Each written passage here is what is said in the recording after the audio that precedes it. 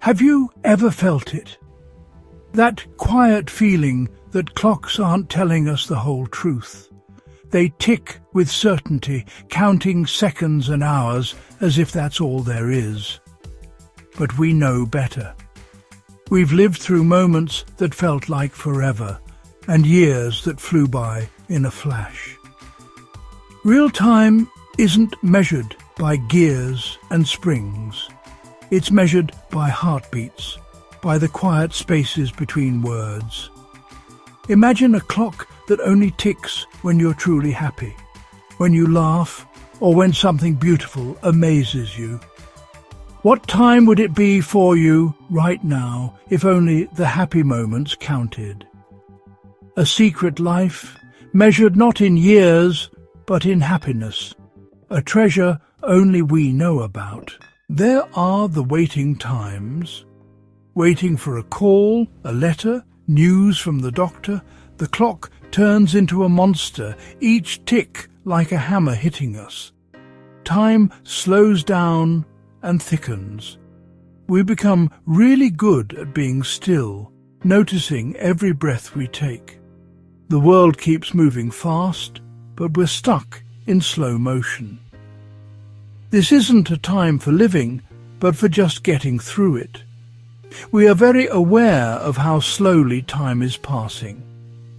During these hours, we learn how much a single moment can weigh, and we wait for the clock to tick again.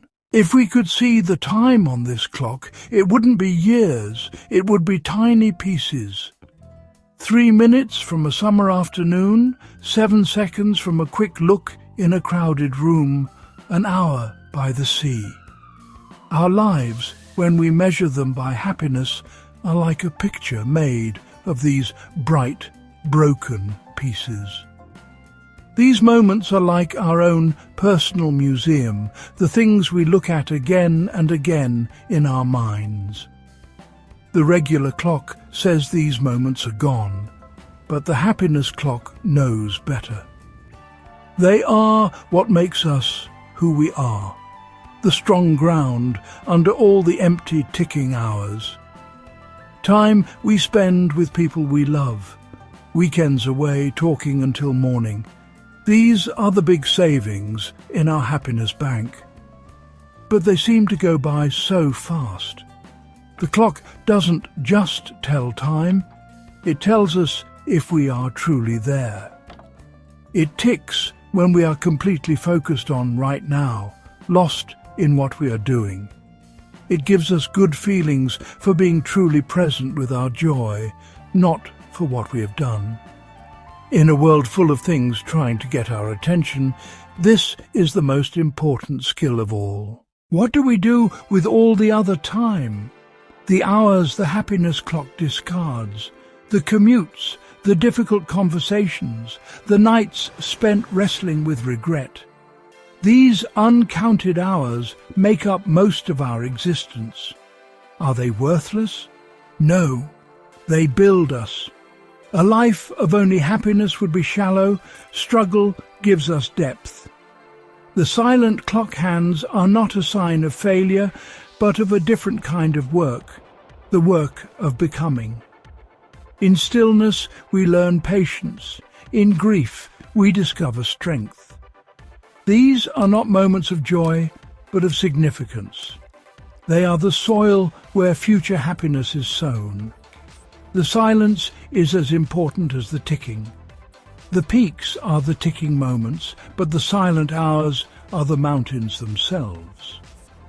A life is not just its highest points. It is the entire landscape. There's a quietness that comes after fun. The party's done, the laughter is just an echo, and you're by yourself. The happiness clock, which was once busy, is now still. In that quietness, a soft sadness settles in, the sadness of a wonderful moment becoming just a memory. The feeling of joy stays for a bit, slowly fading away. Its ticking reminds us that happiness doesn't last forever. It's like a visitor we can't make stay. The quiet is the sound of it leaving, the empty space where we start to wish for it again. A memory is like the echo of the clock's ticking. In quiet times, we close our eyes and remember when the clock was busy. The memory is not as strong, but it's enough, like a candle in the dark. We become like collectors of echoes, keeping memories safe like precious jewels. They help us get through the long, tough times in our lives. The quiet isn't the end, but a short break before the music starts up again. What if, instead of asking someone's age, you asked about the time on their happiness clock? An 80-year-old might have only 5 years of joy. A child already full of laughter might be older in what truly matters. This changes how we think about age, wisdom, and a life well lived. The best life isn't the longest, but the one with the most ticks on that special clock.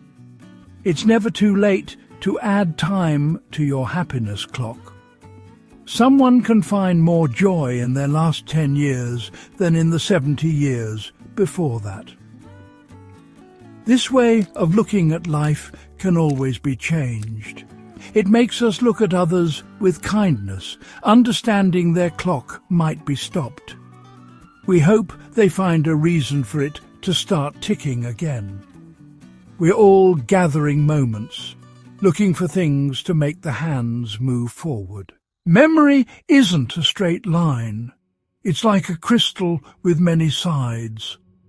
The times when our happiness clock was ticking are the brightest parts. Even when things are tough, a small good moment helps us remember. These bright spots make our past into a story with good times and bad times.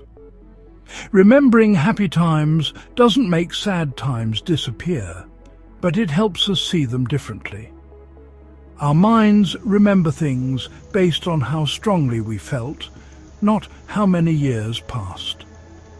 One happy afternoon can feel more important than 10 years of normal days.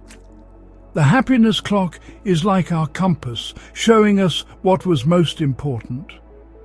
We live our lives based on feelings, not just by how old we are. We jump from one happy memory to another, connecting all the joyful moments. In the end, we remember special moments, not just ordinary days. Love is the biggest stealer of regular time. When you're with someone you love, hours fly by super fast.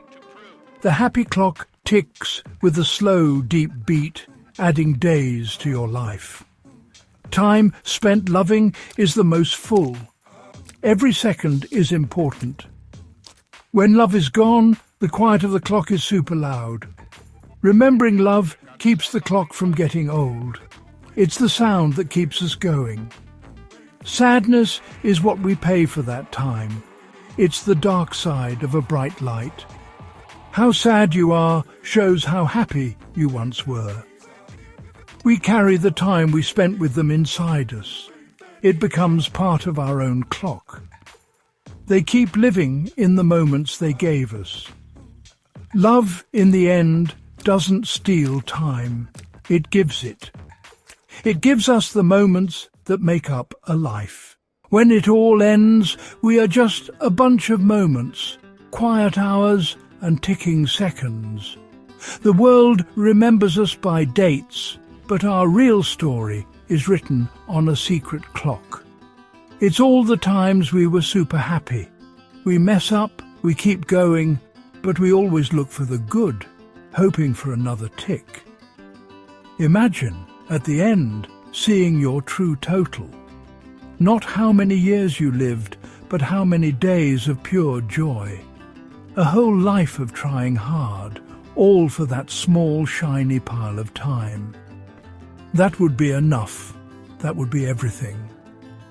The regular clocks keep ticking, but our special clock will stop forever one last time. Its hands freeze, showing our real age, a sign of a life measured in good times. And as you look back, would you want more, or just be thankful for the moments it ticked at all? Sometimes I wonder if we ever really know when the clock is ticking for us, or if we only notice in hindsight. Maybe that's the point. Maybe we're not supposed to know. In the end, it's not about counting, but about feeling each tick, however brief, as something quietly miraculous. And maybe, just maybe, that's what makes us human.